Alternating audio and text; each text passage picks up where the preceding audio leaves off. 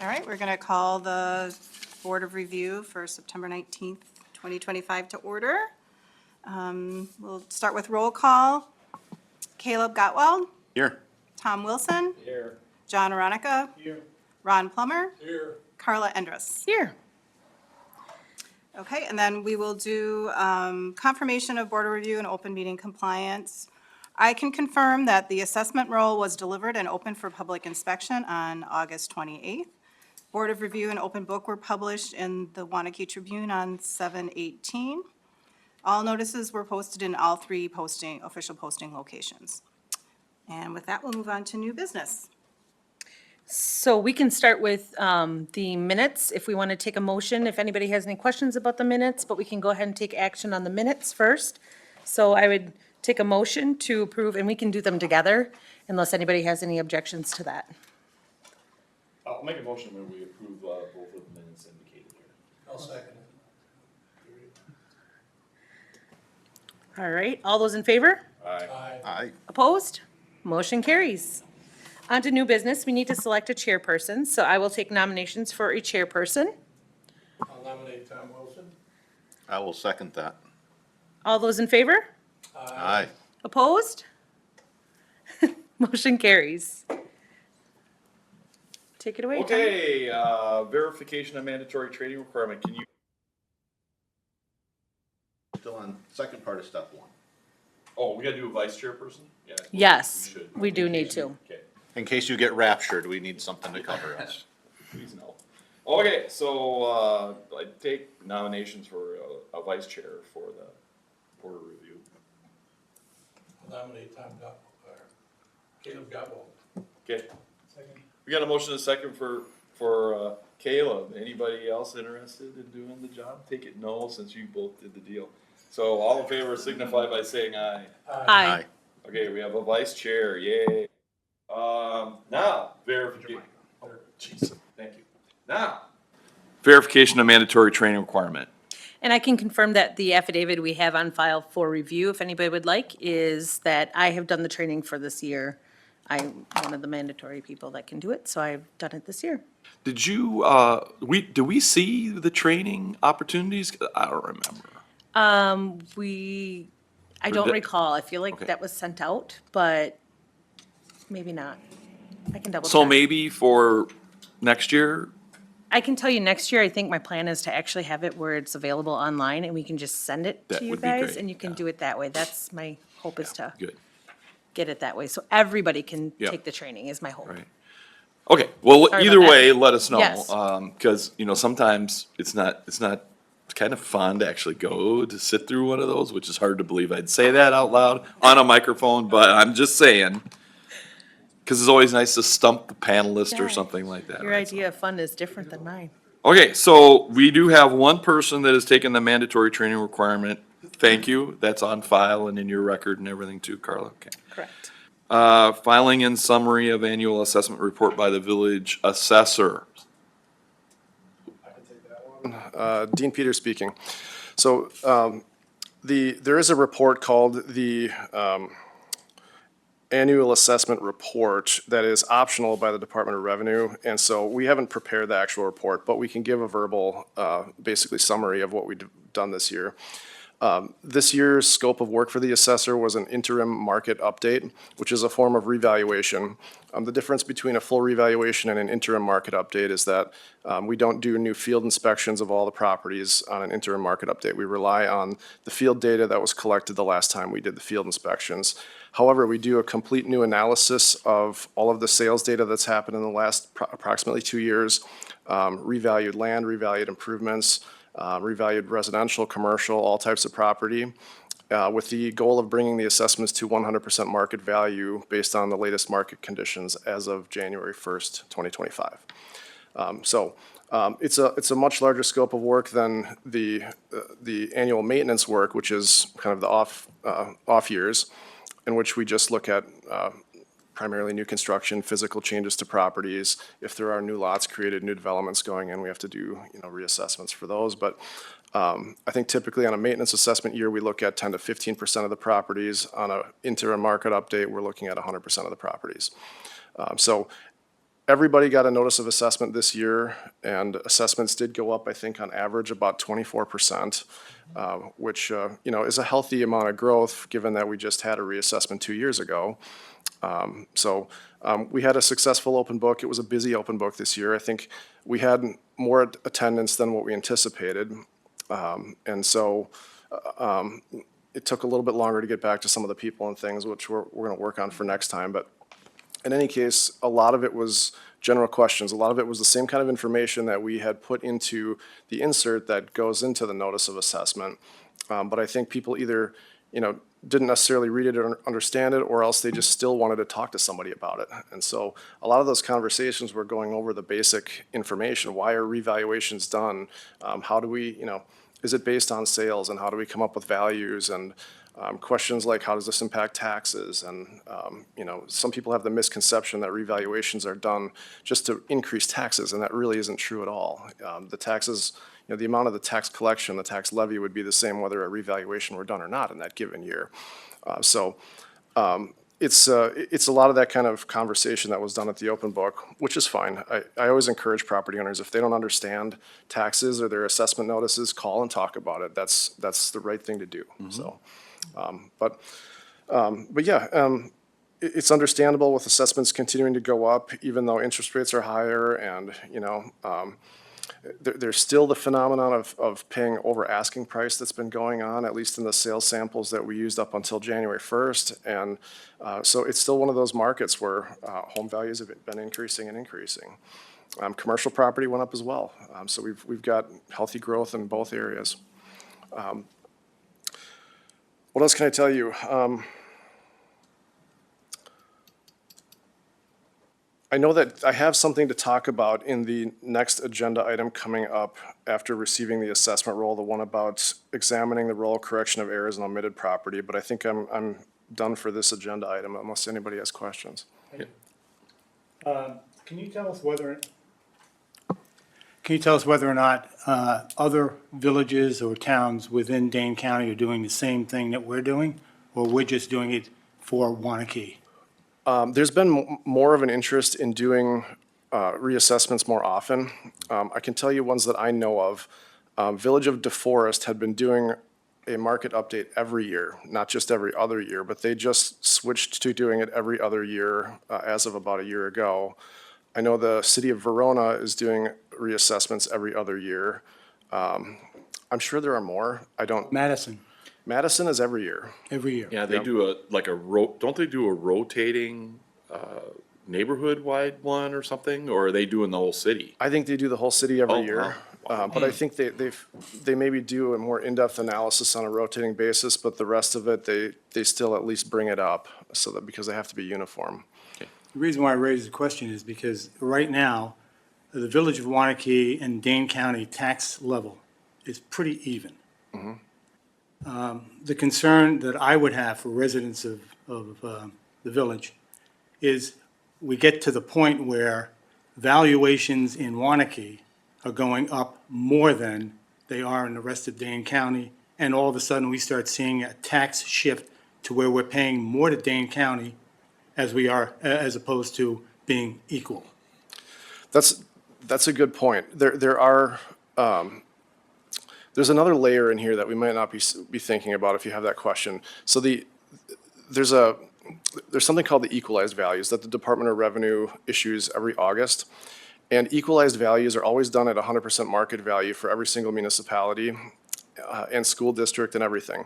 So the purpose of the equalized values is when tax levies are distributed, let's say, for example, the school district. The school district has more than one municipality. I think this school district has property in Wanakee, property in Westport, even a little bit in Middleton, I think. And so let's say that Wanakee was doing a reassessment, but Westport and Middleton didn't.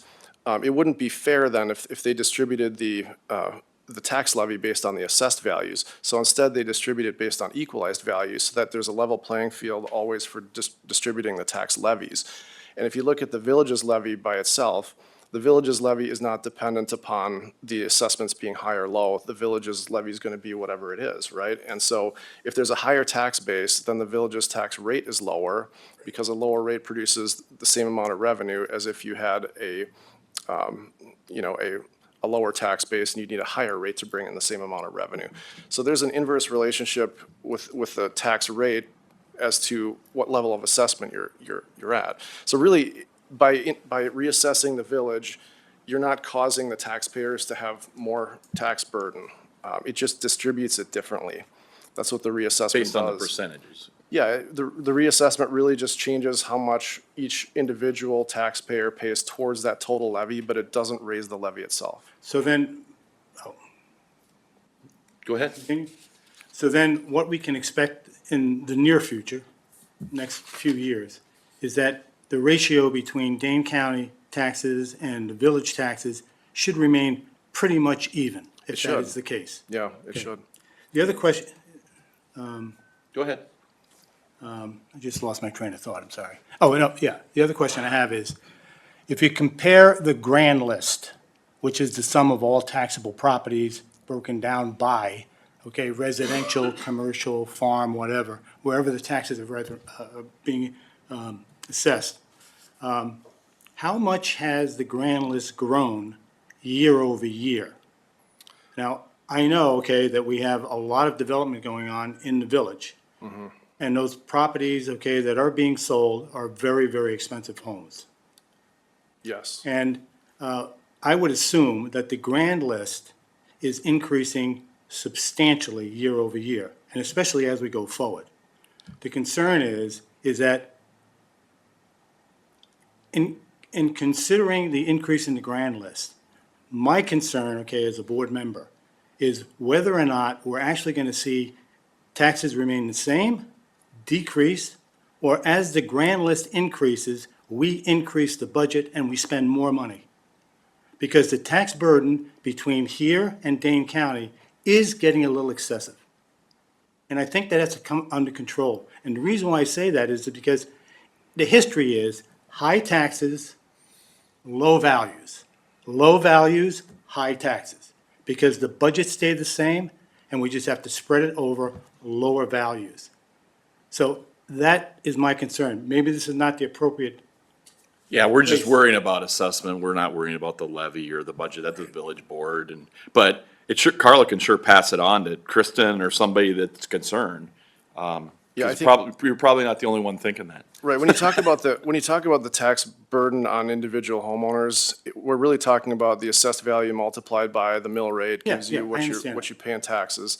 So, but the mill rate is still an expression of the levy, right? It's the levy in relationship to the level of assessment. So if you want to lower taxes, you really have to lower the levy.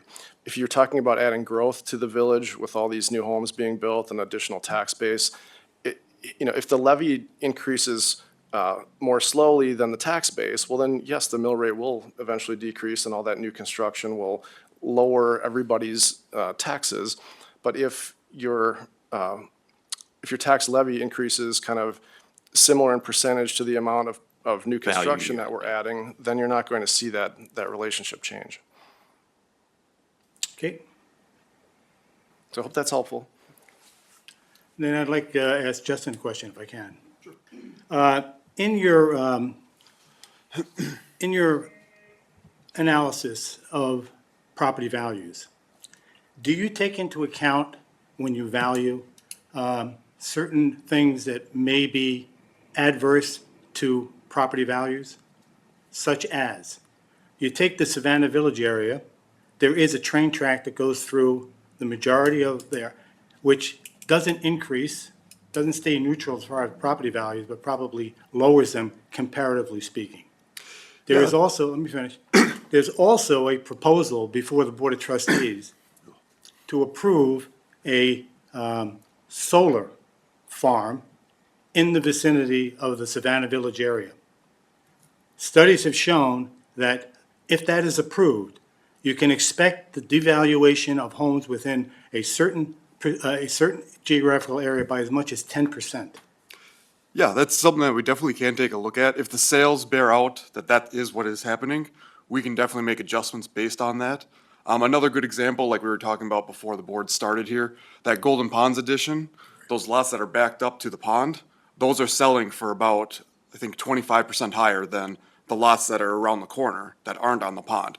So we make adjustments for that as well. So it works in both ways. So we can definitely take a look at other factors that determine the price of a plot of land. Yeah, they're gonna look at sales, and if the sales are lower than the rest of the neighborhood for homes that back up to the railroad tracks, for instance, then you adjust them because that's your comparable sale, right? And the same is gonna happen in those neighborhoods if something were to happen with that solar panels project that's proposed. It's 30 acres. Yeah, it's a huge. lot of that land. It's huge. And if that goes, if they start seeing sales start to lag behind the rest of them, there'll be adjustments when they do their, market reval the next time. In Wanakee too. It's not necessarily sales. It's, Well, that's what they're looking at, though. Yeah, You what- gotta understand that. yeah, okay. It's the property value. So. Well, that's what as they're an- basing the assessment on. As an example, if I may. If my house is assessed at $1 million right now, and that project gets approved, I might expect a 10% reduction in the value of my home going forward. And all I'm asking is will that be considered if someone were to come if that project is approved and say, hey, you know what? I can show you, demonstrate by studies that have been done that in fact, okay, this is the case. Yep, in that case too, we have to look at Wanakee in particular. You know, you can show just a study, and that could be, you know, anywhere USA. You know, what I want the actual sales in Wanakee to show that. And that's what the law says that I have to look at, and that is what I'm gonna be looking at. Yeah, I So think it until has the to be sales actually bear reactive that. versus proactive. Right, exactly. So it's something that I have to see physically, you know, in the actual sales that have happened in Wanakee. Well, that solar farm is only going to impact the neighborhood of Savannah Village and some in Westport. However, the area in Westport is primarily farmland. Yeah. This project will be within 300 feet of some homes. 300 feet of some homes. You're talking about something significant. I don't think that anyone in this room would be interested to purchase a house with a solar farm 300 feet behind their house. I don't think it would maintain the value of the property. So all I'm saying is that there are things that are moving possibly forward that should be taken into consideration, maybe not in this valuation, but maybe in the next valuation, or if it is approved and people are concerned about it, and we can do, as an individual, we can do our own market assessment. There's going to be a desire to have reassessments done right away, not waiting for the next reassessment. Yep, and every tax year does stand on its own, so you can appeal your assessment every year during the open book period. In a maintenance year, we typically do that around April, May timeline. So yeah, every tax year does stand on its own. So it's not just in reassessments that we can take a look at your assessment. We can do it every year during the open book period as well. But you're making a good argument, to the village board, again, on whether they're gonna approve that or not. And, you know, that's, so Well, you should need the board and the plan I commission. can share this with you at this point. There is a huge groundswell of objections for this. It will be presented at the Board of Trustees meeting on October the 6th. The Village of Wanakee receives no benefit. We do not share any electricity that's going out to, it's a Madison One Solar project. However, it's impacting a certain part of the village, and those people who live in that part of the village, their voice should be 99%. Mr. Chair, if I can just say, just to make sure we stay on Yep. our Yeah, I'm agenda. sorry. No, it's okay. Yep, no. I think we've kinda hammered that. Yeah. Any other questions for the assessor on this one? Otherwise, you wanna file and summarize the annual assessment report, so we can do that? That we just did. So We did, I think okay. the next item. Yes, we did. Receive assessment roll and sworn statements, kind of the same thing.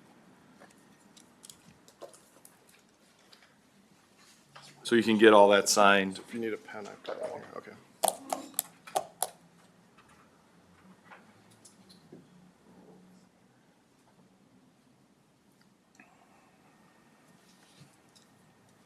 And then Dean, maybe with, we can kind of look over the assessment roll as we get time here, correct?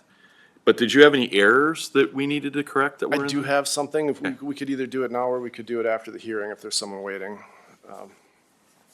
It does look like our first objection has not shown up at this Okay. point. But our second one is. Yes. Okay, well then let's continue because we want to give our first person time to get here. Yep. Okay, so, why don't we go ahead with the errors that you need corrected? All right, so the board is free to examine the assessment roll if you're interested. We also internally do an examination of the assessment roll, and we ran one, I think it was yesterday, and discovered that there were a number of properties that had the land value dropped, and there was a zero land value listed in the assessment roll. And I called Carla right away when I found out about this, and we talked about it and decided that it was too late for the assessor to fix these errors the day before Board of Review, so it might make more sense for the board to fix them. I think what happened was, we have checks and balances in place to catch these things, but we had a new software system this year, and something in the procedure got missed, that somehow these 15 properties or so had an incorrect land assessment. And so I have a list of them. I went through and provided what the corrected value should be. I can give this out, but let me give you the procedure. So there is a state statute that says that if the Board of Review discovers an error in the assessment of a property that's not being complained of or objected to, that there's a procedure that the board can do to correct that assessment. The procedure would be that essentially you identify the property, notify the property owner that you intend to make a correction to this assessment, and I think the recommendation is that you provide 14 days, and then you have another Board of Review meeting to follow up. Give them the option of coming in if they want to, they don't have to. And if they come in, they can give testimony or they can, object to this corrected value. But otherwise, if they don't show up, you just proceed with the correction and issue determination notice for the correction. So that was what Carla and I talked about. Some of these properties are just little outlots that are in some of the newer subdivisions. The Heritage Hills on the north, I think Kilkenny Farms had a couple of outlots down there. And they're not buildable lots. We put a nominal value on them, a couple $100 or $1,000 if they're a little bit larger, or a few $1,000s. But those properties were on a valuation override. They weren't being valued by our normal valuation model that we use to calculate values. And somehow that override got dropped and value went down to zero. And there was a few other ones. One has an actual house on it. One had an outbuilding only, which was also one of those outlot examples. And then there was one commercial property, the Madison Main property right down the road, that's a apartment building with some commercial on the first level. That building was incorrect. That property was incorrectly assessed with a zero land value, unfortunately. This is kind of embarrassing to me because we rarely have errors, and here I've got 15 errors to present. But the point is, if the errors get discovered, they need to get corrected, and this is the best process to do it. So let me get you some information here. I made 5 copies of the list of properties. Oopie. And then, Carla, this is the list of the corrected values. This is what they should look like in the assessment roll, but right now they show a zero land value in the roll. Okay. I don't know if you guys want copies of this one too, I can test this out. I think the same information might be on the very last columns on that sheet there. And here's a draft copy of Yes, they are on there. the letter that we would send to. And this letter. Yeah, for now, sure. Because it's not truly coming from the assessor. So Carla, we can help draft these letters for you, but they would have to be sent, technically by the judge. Sure. So this would be like an example of what you would, okay. Yes. This would be what the property owner receives in the mail from the village, explaining what we're doing. And when talking to Dean, I thought this would probably be the best option, is to ensure that everybody is notified, gets the appropriate amount of time to object, and then comes back to us if need be.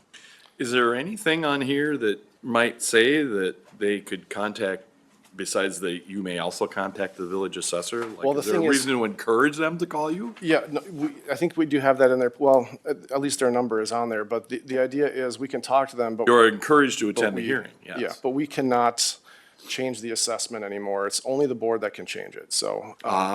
Because it's an error, we're correcting it, it's after Yes. open book, okay, Right.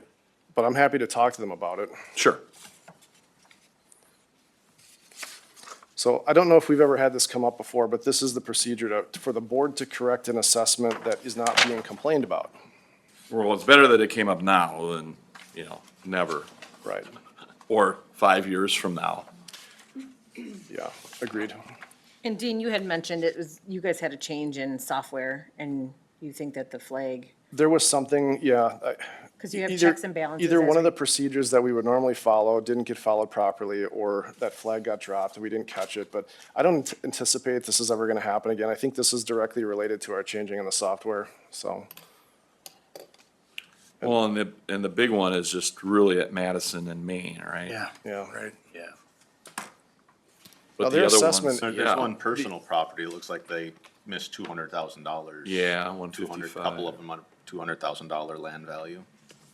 So would you need any direction from the Board of Review to move forward with this? What would the steps be that would implement this action to go forward? We Well, would make a motion to yes. correct the roll to fix these errors as been indicated here, and that would move us forward. And you have to choose a specific date and time for the follow-up meeting at least 14 days after these letters get mailed. Well, I'd entertain a motion for that. If there's an error in the assessment, we need to fix it. It's unfortunate, but stuff happens and. Do we it's need better- to establish that follow-up Board of Review meeting to I think- allow them an opportunity as part of that motion? To be determined based on when we send out the notices. Yeah. Yep. So I would make a motion Okay. to, send out those notices, and 14 days later, we will have a board of review meeting. And hopefully get a quorum. I'll second it. Okay, we got a motion second. Any further discussion on this? And that's to correct the errors, the Yes. minute errors. Just to make sure my motion And is to schedule a hearing 14 Correct. days after this is sent, which you will then advise us of. correct. Which, once we figure out the dates that these notices get sent, I will reach out to the board to see if we can get a quorum. Okay, It good. might not be exactly 14 days, it might be a few more, but we'll That's we'll fine. make it work. Yep, all right. Okay, seeing no other discussion, all in favor signify by saying aye. Aye. Okay, oppose? Pass, thank you. Any omitted property? Or is that kind of it? That's it, yep. Okay, anybody get double assessed? No. And I'm sure that Marie is thinking, huh? Okay, open book changes are reflected in that roll, is that right? That is correct. Okay. All right, well, that's all of our preliminary business, so we have objections, hearings, and deliberations, and we were supposed to have a hearing at 9:45, and we've been patient until 9:59. So I actually just looked it up. I spoke with him on the same day he filed, so I don't know what order of events that was. I might have talked to him. I see that he has a different value on there. So I lowered him a little bit, but not as much as he has listed on here.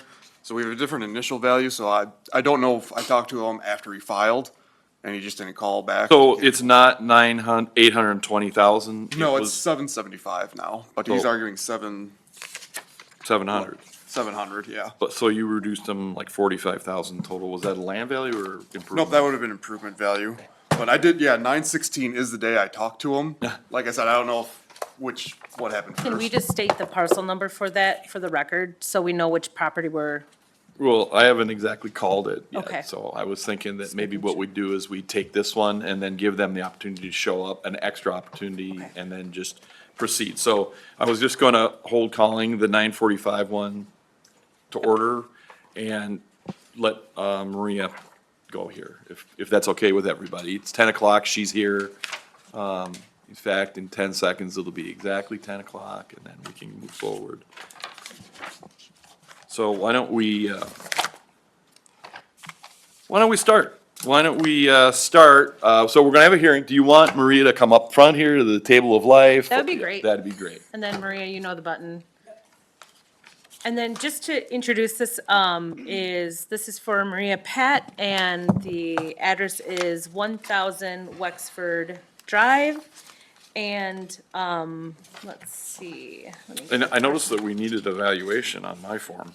Yes, so, so the applicant, the objector came in with her, intent to object after the 48-hour statutory notice. But due to what she explained as extraordinary circumstances, I felt that it was worth keeping her on the schedule and letting the board decide if they were willing to hear her objection. I notified the assessors to make sure that they were aware, and they did reach out, but there was not a connection. So I think it's up to the board if we want to be willing to. So this is an extraordinary circumstances situation? As to why the intent was not filed 48 hours prior to the board of review. Okay, well, let's start this off by anybody that is going to give evidence in this matter. I would like them to raise their right hand. That would include the assessor and you too, Maria, if you could do that, because we're going to ask you some questions about why you were late. So I'm going to swear you under oath. Do you solemnly swear that the testimony which you shall give in the matter now on hearing shall be the truth, the whole truth, and nothing but the truth? So help you God. I do. Okay. All right, so why don't we start here by having, Maria, why don't you state your name and your address just for the record here? My name is Maria Pat. The house itself is in my maiden name, so the deed says Maria Ivashenko. Okay? And the address is 1000 Wexford Drive, Castle Crest subdivision. Okay, and so the first thing we need to do is just make a determination about the filing of the notice of intent to file an objection. That's what was late? Correct. Okay, so we need to know, it needs to be filed 48 hours before we're here, and it wasn't, so I just need to know why. What would be your reason to give us cause to say, okay, no, we don't care, that's fine, we'll go ahead? Because my husband fell on Sunday morning, and was conveyed to the hospital where he stayed for a day and a half. And I had no idea at that point what kind of injuries he had. And Okay. then it's been follow-up after follow-up of different things since then. And when I was ready to do this, it's like, oh my God. So that's why. Okay, so when was this filed, actually? Thursday, it should be on the schedule. I think I put the 18th at 10:30 a.m. Okay, so the 18th at 10:30 a.m. So roughly So 24 it hours. should have really been like The 17th at arguably 9:30. the day before Yeah. at 9:30, so like a day. So what we need to do is make a determination as, and you don't have, it sounds like our clerk is saying that she kind of already didn't have an objection, or she wouldn't have put it on the schedule I properly. do not have an objection. And then, but I guess we need to determine whether we want to go forward and let Maria have her day in court or not. So it'd take a motion to make a finding that it's acceptable to, that she's shown circumstances that we I'll should make go a forward motion with. that she be allowed to be heard. Second. Okay, we got a motion and a second to make the proper finding that we should proceed with this. So you had any discussion on that? Okay, all in favor signify by saying aye. Aye. Opposed? We're gonna go forward with the hearing. You already won. Sure. Okay, so, how this works, is that, you're the one, the assessor is presumed correct. So you are bringing the objection. So you're going to need to go forward with your testimony as to why they're wrong and show us why you think they're wrong. And then our assessors will say, wow, they're right, why they are right. They will give you great information on that.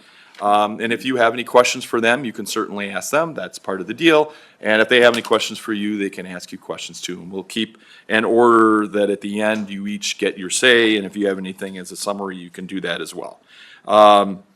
So we just want you to understand that under state law, the Board of Review here, we're required to uphold the assessor's valuation of the property. That's what the law is. They're presumed correct unless you show that they're wrong. So it's not the easiest burden, but it's been done. So, and you understand that? I do. Okay, good. And we got you to state your name and address. And the only thing that we have a question about here is on the objection to real property assessment form. We need to know what your opinion of the assessed value is, and there's nothing on that. So we need, because you need to show that that value is correct. So what is your opinion of the assessed value of your property? They have 461,700. That is correct.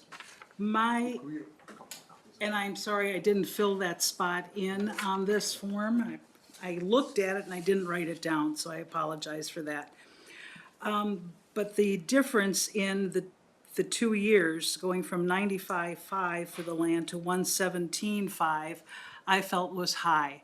I know land values are high here in Wanakee, but it's the same hunk of land. I've got the same grass, I've got the same hill, I've got the same everything. So you went from 95 to 117? 117.5. So I think what you're saying is the valuation of the land should have stayed the same. Is that what you're saying? I'm just trying to get to a number before we move on. Yeah, I'm saying that the land should have, if it was going to go up, not that much. The $61,100 difference there, I felt was high.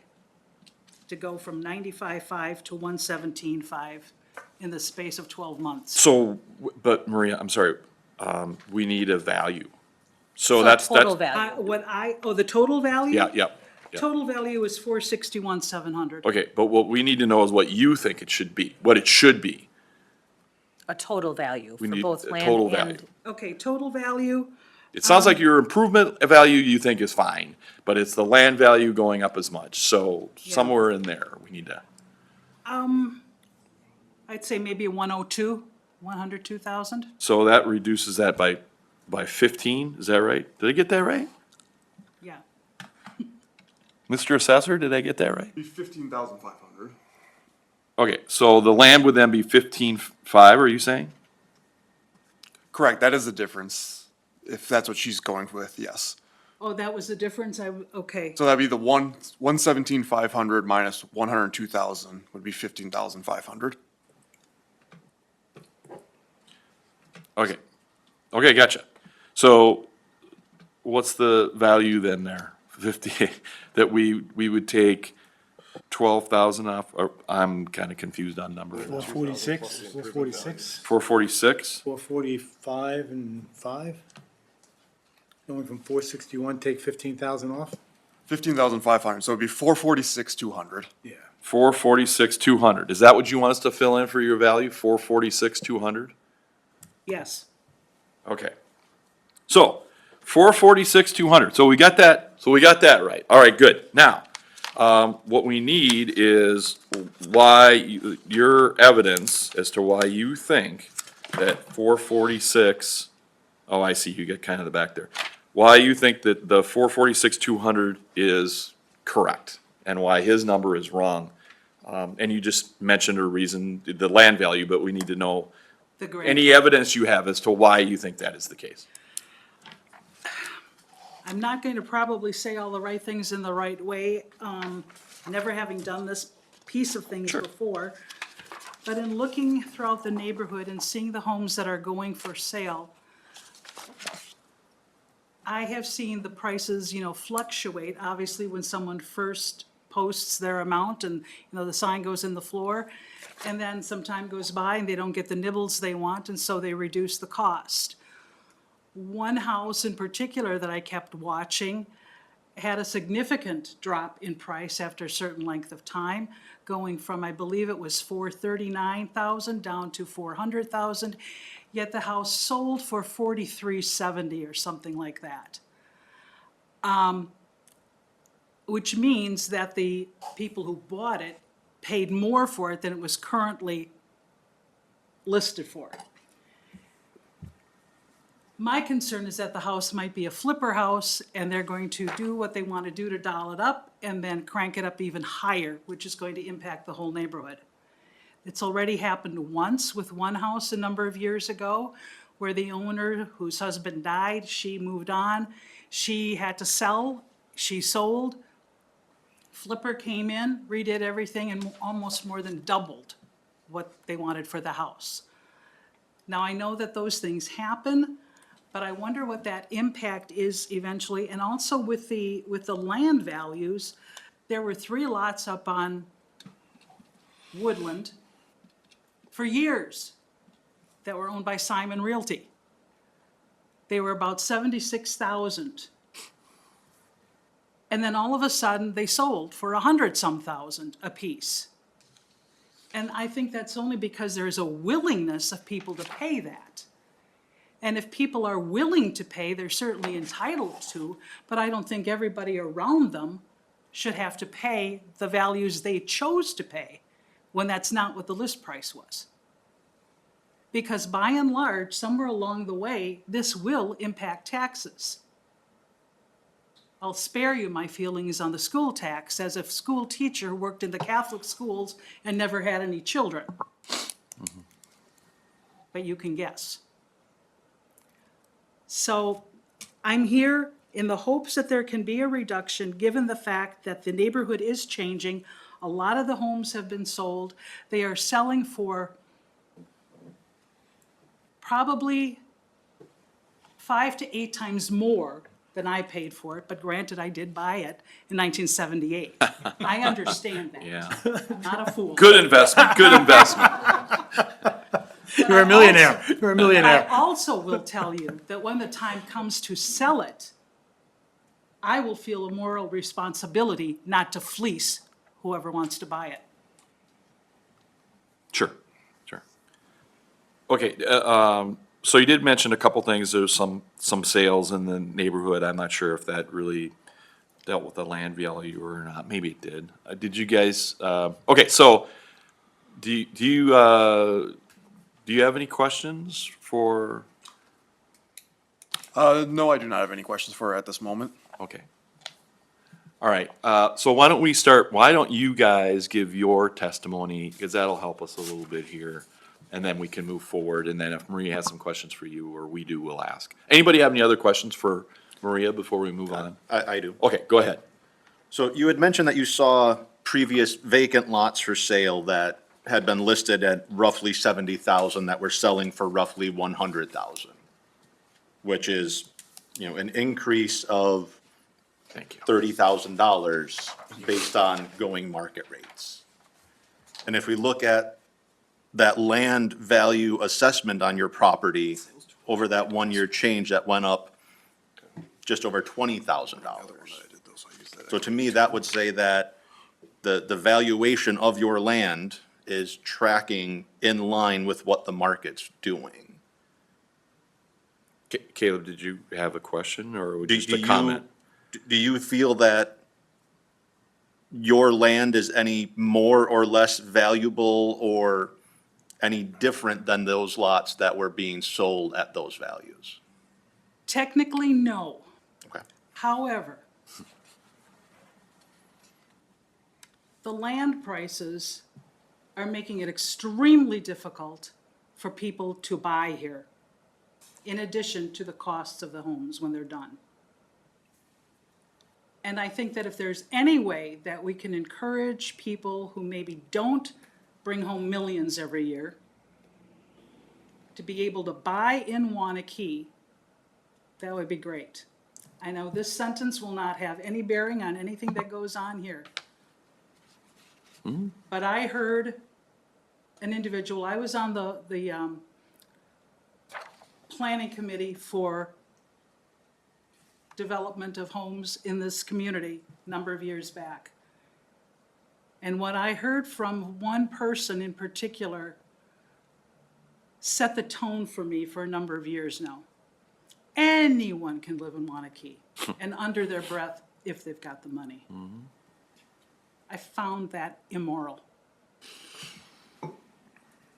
Okay, any other questions for Maria? Otherwise, Justin, why don't you go ahead, Okay. if you're the guy? Yep. So what I provided to you guys is a sales comparison grid. So very similar to what you'd see in a fee appraisal.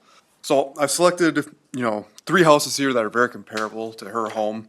Note on the land, the way that I value land is I have to imagine there isn't a house on that land. And so if there was just a vacant 0.2690 acre lot on Wexford Drive in the Castle Crest neighborhood, this is what I expect it would go for in an open market on January 1st. What she's saying about the increase, it went up right on the average, went up 23%, which is pretty standard in some of the older lots.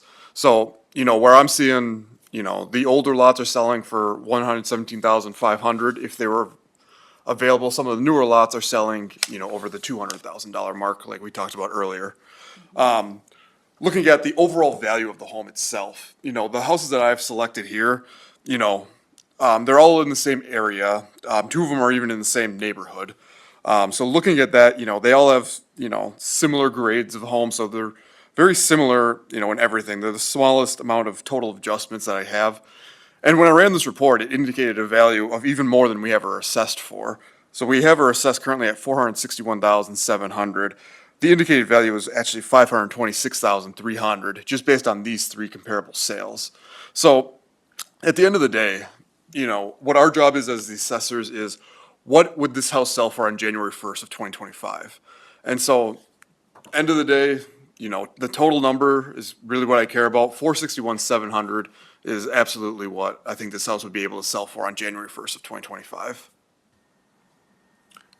All right, Justin, can you just say why the sales are comparable? They're in similar Yeah, thank neighborhoods you. or similar age and Yep, size? so they're in similar neighborhoods, so, two of them are in the same neighborhood, the Castle Crest neighborhood. The other one's in Village Central, which is comparable. I tried to, Cape Cod actually wasn't a very popular style in Wanakee, not as much as some other areas. So the style of home, I have one other Cape Cod here, and then a colonial and a ranch, so they're still similar enough styles. They're nothing crazy different. And then, I'm trying to get, similar age of the home. Her home was built in 1972. So I selected homes within about 25 years here. So one of them, was 1950. The other two, are very close in the years built. The size of the home, we've made adjustments for that because, nothing's gonna be exactly the same exact size. So we tried to keep that as similar and make adjustments accordingly. And then, yeah, those are the biggest things that we're looking at when we're looking at the comparability of these homes. okay, anything else that you guys have to hear? I would just comment on the land value. So we were talking a little bit about how the older subdivisions' land values might compare to the newer subdivisions. This lot is over a quarter of an acre. It's 11,700 square feet, and it's valued at 117,000. If you look at the newer subdivisions, we could take, say, Don Tierney's, for example, where he's got West Bridge and he's got Kilkenny Farms. The standard lot sizes in there are more like 8,000 square feet, so they're, significantly smaller, and they're selling for around 120,000. So, we do keep in mind that when we're valuing the land in the older neighborhoods, we are valuing it lower than what the newer subdivisions are. 117 sounds like a high value, but when you compare it to what a lot that size would be going for in some of the newer subdivisions, it starts to not seem so bad. But that's just my comment. Maria, do you have any questions for them? I'll even add to that. If that house weren't down there, it would be 2 lots and built on. That's the truth of the matter. When you've got alleyways that you can barely move a snow shovel in, like up on Heritage, that's 2 lots these days. yeah. And you're going to get double. My point is the rate at which it went up. Okay, I understand all of the other stuff quite well. anybody here have any questions for Dean or Justin? Go ahead, Caleb. So in the overall kind of village-wide change that we talked about with things going up in the 20 to 25% overall range, how much of that would you attribute to increases in land value versus property value? Do you have any kind of breakdown that shows how much land value has moved across the village? I think I do. Give me a moment. Thank you. Oh, I know what you're talking about. Here, Now it's a race. Who's gonna find it first? I have it on my desktop, so. Okay, so, the overall, in the residential neighborhood, the land value went up 29.49%, and the improvements, which are houses, went up 21.85%. So that was the difference in the rates. The overall residential increase was 23%. The reason why, well, or was it 23%. Commercial actually went up 26%, so the net was 24. Caleb, you got anything else? Nope, that was what Go I ahead. was looking for. Thank you. I would have to say, while I appreciate, your concern, and what you're presenting, and I wholeheartedly understand it, but in looking at the analysis that Justin has done, I think he's on spot, and when you really consider the fact that your property is worth over $500,000, and it's only going to be assessed, okay, at we just talked about 435. I mean, yeah, 446, in that range. I think you should be pretty comfortable with that, being honest with you. Because everything that you've said just demonstrates how much your property has been increased in value, regardless of the fact, okay, that you're sensitive to people paying that kind of money. And I think you should take solace in the fact that it's only going to increase in value. And if things are done right within the village, your taxes, okay, won't see huge increases, which is something that we're all concerned about when we talk about the value of our property increasing. If the property increases and our taxes started to skyrocket, I think there would be a huge groundswell within the village to stop that from happening. And it could very well happen if things get out of hand, but it has nothing to do with the market value of the properties. It has to do with the management of the village. Any questions? Or are you good? Ron, you got any questions? Okay, I have one. So I'm looking at one of the comparables you have that I think is pretty comparable. And I'm just wondering what the difference is. I know there's a little bit difference in size, but it's the land value for her property as opposed to the Canterbury Court cul-de-sac, a little bigger. I know you said you've got that listed as a colonial, but it's the land value that I'm wondering, because there is a difference there. It's a minor difference, but there's a difference there. So I just wonder, if you're comparing those, Yeah, so because the they're way- close to each other. Sure, so the Those way- two addresses are pretty close. The way that we're looking at land, the way we set up our land tables is it's a table. So it's done by square feet. So the first X amount of square feet are worth this much, the next amount is Yep. worth this much. So the lot in particular on Canterbury Court is 10,018 square feet, whereas the lot that the subject property is on is a little bit bigger. It's the .269 acres that we talked about, so that's 11,717 feet. So that's where the difference in the land value, even though they're in the same neighborhood, that's where the difference in the land value comes in. And it's only $4,500 difference, is that right? Yes, correct. And does that coincide with like a difference in the land value or land size there? Yep, so everything in the Castle Creek neighborhood is gonna be pulling from that same table. Okay. So yes, so if there's another .269 acre lot in the Castle Crest neighborhood, it will be assessed at 117,500. Okay, thank you. That helped me a lot there. Okay, anybody else have any other questions for anybody? Otherwise, Maria, do you have any kind of summary you want to add for us here? I came in with the expectation that nothing would change, but that I would have an opportunity to share my concerns. And I think you have heard those concerns. Being usually the only village residents at a plant commission meeting and at the village board meetings, I hear a lot. I hadn't heard a thing about the solar panels, but that might be closed session that's always going on. Well, there's a public hearing coming up. I Oh, think, yeah, pretty yeah, soon. October the 6th. Yeah, public hearing. So it happens to be one of the best-kept secrets, unfortunately, but. Didn't the Well, I'll be paper? there. And I've seen information come out on village social media about that. Yeah, you know Okay, why? I don't check the social media It's stuff because all of the the time. groundswell. Yeah, well, anyway, yeah, no matter what we think about what came out, it still came Yeah, out. it's, I understand, and I am Okay. not surprised by any of what you have to offer. I don't doubt you're doing your jobs. What I doubt is, as a civilization, what the hell we're doing. That's what I doubt. Well, you're a missing middle home, so that's perfect, right? Isn't that what you're looking for? We were on that committee and that's what we talked about, that Wanakee needed to start to think about the missing middle, and I think Yep. yours is one of those homes maybe. But it seems to be getting harder to reach for those folks, right? It is, but The there's kids al- are but like trying I to buy a said, there's first an- house. There's also an attitude, build big, build expensive, big tax base, pay school, keep the riffraff out. Yeah. That's what's coming through loud and clear, and I'm one of the only people who will say that publicly. On the record. All right, do we have, anything else from anybody? Otherwise, I think we should, close the hearing. I'm taking no further testimony on this.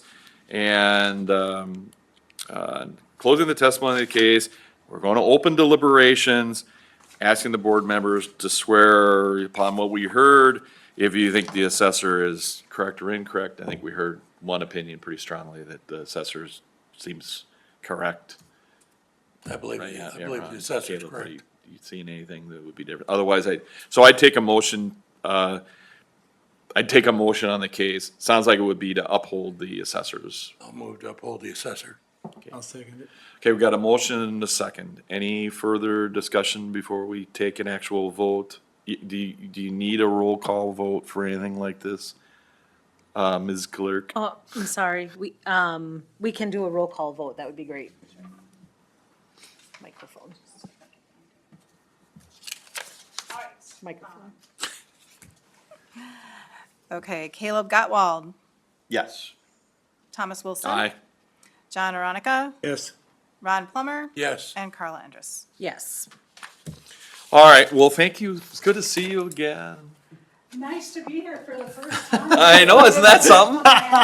So I would say that unfortunately, the movements of society in general are beyond the scope of this board. But it is on the record. But your comments are well received. Thank you for your time. Yes. I appreciate that.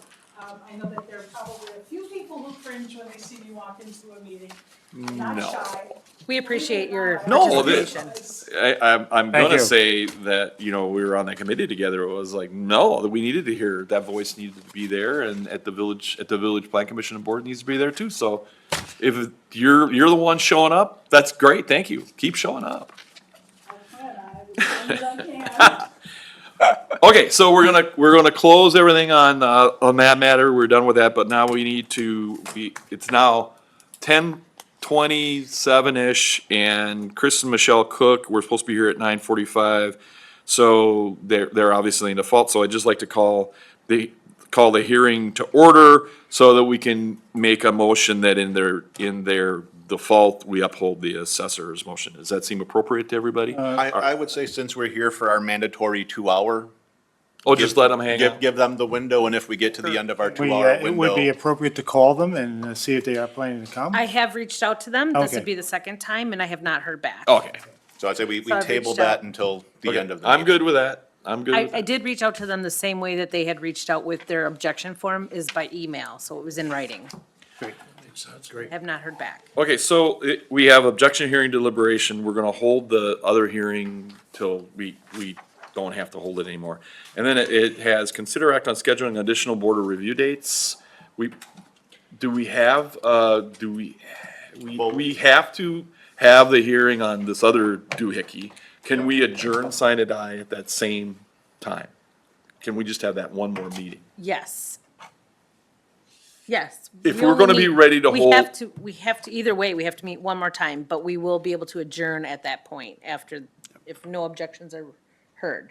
Yeah, that second meeting has no requirement of being 2 hours or anything like that. You just have to meet, make your corrections. So we only Yeah. need to schedule, do you wanna do that or you wanna do that later by, I would like to know if Monkey we- Shines or whatever it's called? Yeah, I'd love to know when we think we can get the letters out. I think no later than Monday, right? Okay, so then, yeah. hoping for that, I would love to know if you guys know your schedules, otherwise I'm gonna send out a doodle poll and get everybody's availabilities. But Yeah, it'll- cause that would include more than us, right? It would include David, and I think that's appropriate to send out a Yeah. scheduling Right. request and not violate the open meetings law, and if not, it'd be you that goes to jail, so that's okay. Yeah, right. Yeah, as a resident of Wanakee, I wanna make sure that I can still serve too. Thank so. you. But, so I- you'd be talking about If we Monday, the send- 22nd? Yeah, if we send them out then, we gotta give them at least 2 to 3 days by USPS to get it to them. So I would say by the 25th, for sure, would be safe to go 14 days from there. Does that make sense? So we'd be probably looking at the week of October 13th to give it a full 2 weeks plus transit time. Correct. And I would suggest that we not do it on a Monday, but more so do it either on a Wednesday or Thursday, so that way we've got enough time. Well, actually, Wednesday morning looks pretty good for me. Yeah. I'd be Wednesday. generally open that week, but if we want to make sure we can check with the others that are on the board. Check with the others, but yeah, suggest Wednesday. Tentatively the 15th? 15th. Yeah. And does the 9:30 timeframe work? Yeah, everybody? sure, unless we wanted to Wanna go do it earlier. Earlier? Can you get down here from up north? Hey, No, I live It's just Lives in Sun Justin, I Prairie, think, so- would, Or no, not anymore. You live Deerfield. Deerfield, okay. well, So I'm only a half hour away, so no, I can, whatever works for you. It looks like I'm free that week, so I'm pretty open that week. so what time frame would everybody prefer? Because, Morning's fine with me. morning's fine. If it's, You wanna if do it's 9 earlier? o'clock, Yep, 8:30 even? Pardon? 8:30 30? even? too early? it's fine with me. It's kind of early, but Okay, 9? 9, Okay, Okay, 9 it is. I will reach out and make sure Yeah. everybody's available. that's where I got all the gray hair. 15th, right? 8:30? 9. 9. 9, that way Ron can sleep in a little bit. Amen. and our other plan would be that we would hold this and hopefully we'd be able to adjourn, sign a die at that time and be closed up shop for board of review for the year. Correct. Okay. Yeah, the only other comment I have about that is, the letter doesn't require them to, basically to make a 48-hour notice of intent to object, that they can just show up, and if they do want to object to the assessment, at that point, they can fill out an objection form, and you could hear it. I think it's Would you unlikely. be ready to hear any of those at the time if they did file, or do we need to wait another time? I mean, we I can. think it's, we don't want to keep pushing it off, so we can just be prepared. All right, good, thank you. Yeah. Yeah, I can get one ready in 5 minutes. Just go on the fly. Residential we- properties are relatively, Well, there's really only Quick process. 3, right? The other Yeah. ones are, There's the Madison and they're Main like Apartment building, $200. but- If somebody wants to come in here for Yeah. $200, Yeah. what's the property value? What's It's- the I think it's- taxes like $1.50? Yeah, I think it's I unlikely give that them $1.50. we'll get objections. yeah. It could happen. I can't imagine anyone saying, no, my land value is actually $0. I object to this change. Go ahead, go ahead.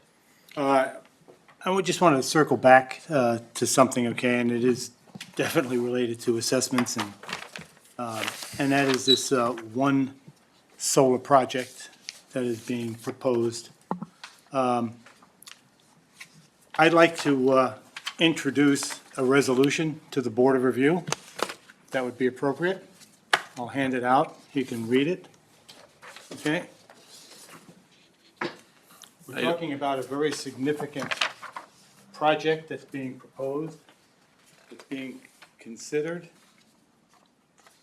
And I think it's appropriate for us to consider this resolution.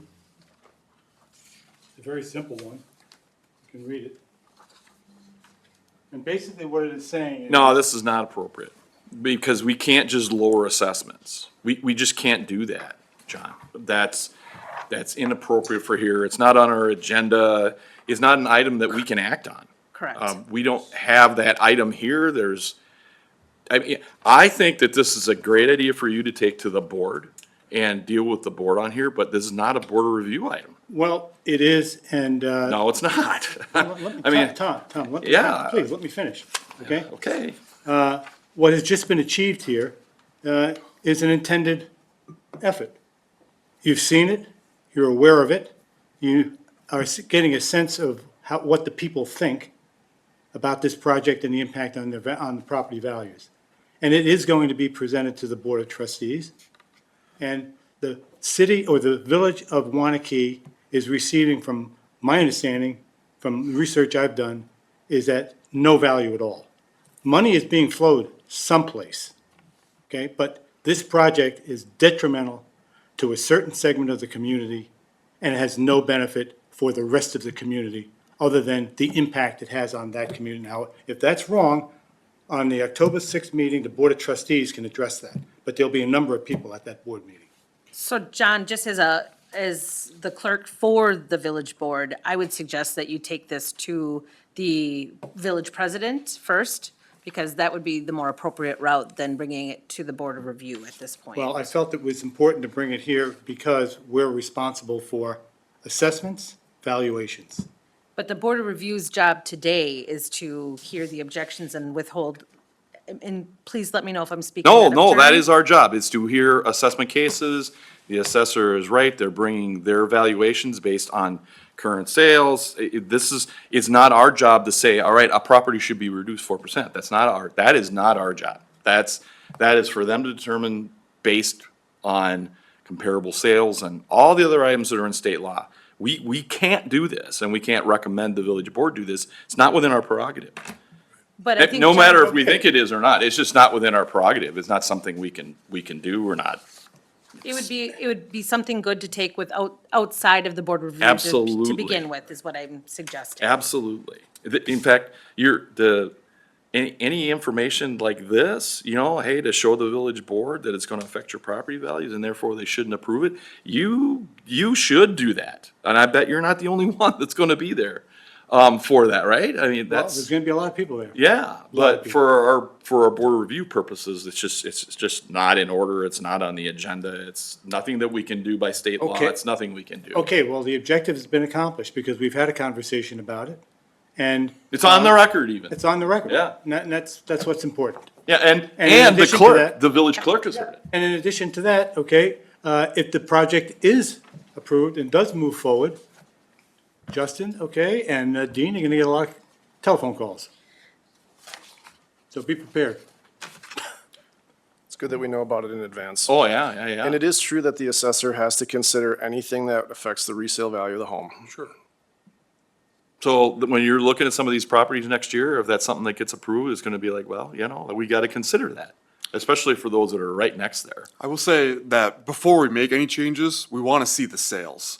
So, we've had other giant projects, solar projects. Another example might be like the giant Amazon warehouse that they're building over in Sun Prairie. Yeah. I actually saw the opposite there, where a bunch of people knew about it and sold their houses really high right before that. Yeah, but you know what? So we have to wait a while until we see the sales slow down. Well, you may But- see In that situation, Justin, it's buyer beware, because I'm Right. sure that if the people that were buying a house knew and what was going on there and knew what the impact would be, they would be not wanting to buy the house. Right, and that's why we need to see the sales bear fruit before we make any. Let's do this. Let's go off the record if we can until we come back on the record at 11:30. Yep, so do you want to state the time and we'll make sure that that's Yeah. on the record? While it is 10:39. Should we shut our mics off? 10:39, right? I think you're gonna see sales, because I'm thinking if it goes forward, I'm betting people, not, maybe for that reason, but there also may be people, I don't wanna live with a big construction project going on, right? I don't know if you know my background. I am a realtor, I've been a realtor for 20 years. If I was representing a buyer, buying a property, and I was representing you, and I was aware that was going on, my obligation is to tell you, Tom, okay, just you need to know, there is a solar field that's been proposed, it's gonna be built here, it's gonna be taking place in this period of time. Now, if you say, I don't care, I wanna buy the house anyway, I fulfilled my responsibility. You my pass it on. obligation. And then you decide, so that when, okay, that actually occurs, as a realtor, I can't be brought up, okay, an ethics charge. Well, no. For not informing you of something that is an adverse effect on the property. So do you think that affects like that, all that those two neighborhoods over there? It's primarily Savannah Village. And there's a certain section of Savannah Village that is directly impacted. If you do the analysis of where they wanna place that field, and you draw the lines, okay, and it's gonna be, Yeah, the notice has where the lines a lot of work has been done on this. This is just not one person, okay? There are homes that are within 300 feet of where this is. Now you've got the other part of Kennedy, Yeah. okay, it goes into Westport, Right. that area there. Oh, yeah, new area is supposed to be going up too. There's a little subdivision in that, off that Kennedy area. And in addition to that, okay, the whole MG&E sewage drainage project, Yeah, well, it's MMSD, yeah, Yeah. that whole thing, yeah, Okay, well- and MGE is doing some work. too. yeah, and let me just say this, nobody, okay, in that neighborhood, because I live in that neighborhood, is aware of that MG&E project, with storm drainage system. The only way we found out is bulldozers in the field. No, and I walked over and asked the guy, what's going on here? Oh, we're expanding in, the drainage field because we need to expand it because of the growth in the I area. think they went, did they go, was it to a 60-inch pipe? It's huge. Right along. I don't 40-inch even, pipe. I don't know. So, and don't throw MGE under the bus, it's the Madison Metropolitan Yeah, Services. well, no, or- yeah. MMSD, throw them under the Yeah, bus. I know. And they should have done something Yeah. to advise people Yeah. in the neighborhood, And the but thing that about is it- MMSD, Yeah. it's, we're not an easement, we're just building. Yeah, and the thing about it is, right on that strip of land that goes from, where it begins, coming across, Kennedy, and it goes down, okay, Kind of along the back, railroad. right to the railroad track. Yeah. And we had beautiful, big, huge trees that provided some of a buffer for the noise of the train, clear cut down. I mean, that's outrageous. They did that when, they put a pipe through Rheingold Park. And I was on the commission for many years. do you think And that they he- were he proposing probably the same canceled, thing. 'cause Clear cut right through the middle of. when I got Rheingold his Park. And notice, the city of Madison, because it was their park. he just hasn't responded Well, either. What, you just can't do that, so then they made it smaller, like, instead of 60 feet. Let me which look that at when I Ethan got was, this. They lowered it to like 25 feet. What? And then they built Not uncommon. trail on top of that area. I But wouldn't at be least surprised they either, lowered it a but- little bit, they didn't And clear the cut fact the that whole they bought evening 800,000 here, I'm betting, knowing that the Makes, engineers. makes it seem like that They it just came took in their whole before. unit, Before I cleared got it to up. it, That's it's it. canceled. That's exactly, and now, we thought the project was over. And did they plant? I can't tell off of And- my, and- I and- can't tell off my phone. We thought the project was concluded. This came in on the 16th On, today is, at 12:16, so if you Friday, talk to on him Monday. after bulldozers showed up. Tuesday and they're at doing some other work 12:15 there. in the afternoon, And I have a neighbor, Tom. that could very well His be, house, okay, which is fine, I just wanna make sure Probably that close to the I easement. tried communicating and they didn't reach I'm back gonna out. say that they're probably, Should I- 200 feet. No, that's okay, we'll go ahead and, The guy is absolutely, To have Oh. construction there all summer, basically. we'll, for a whole year. we'll have it on the They record did, that she during was the here. summertime, they put in, Yeah, I they spoke put with in my these two huge pumps. people. And Okay, at night, all you heard was, but I had emailed him now twice since, Yeah, hoping get the he would water out of there. They'll rewater. let me know. So the last hurdle I heard with this project, cause I asked Eric Dundee, who's the, kind of the superintendent at MMSD, I asked him, so I'm at a meeting and I said, hey, I live in Waskee, and I don't understand why the road is still closed at 113, there's lanes still closed, there's all these cones out here. Why is that not done there? I mean, it's been, and he said to me, well, believe me, we want to be done, but now MG&E, that is in the same town, came in and said that they have some work they wanna do, so we have been able to close it up. Okay, Mike's on. all right, we are back on the record at after 11:30. The clock up here says 11:31 now. And we have heard, we've got one more objection that we want to clear up. And that was the filing for Chris and Michelle Cook. We have been here since 9:30. Their hearing was scheduled at 9:45 and they have not appeared. So they're certainly in default on their objection. So, first I'm gonna call that hearing to order. And then I'm gonna entertain a motion since they are not here. You are not here, Cooks, correct? They are not here. That I'll entertain a motion to find them in default and, approve the assessment as presented by our assessors. I'll move, we find them in default and approve the assessment. And I'll second. Okay, so we got a motion and a second in that effect, because that's all we can do. All in favor, signify by saying aye. Aye. Opposed, okay, we've handled that out, and I'm taking it that you do need to send a notice to them to this effect, and we'll go forward from there.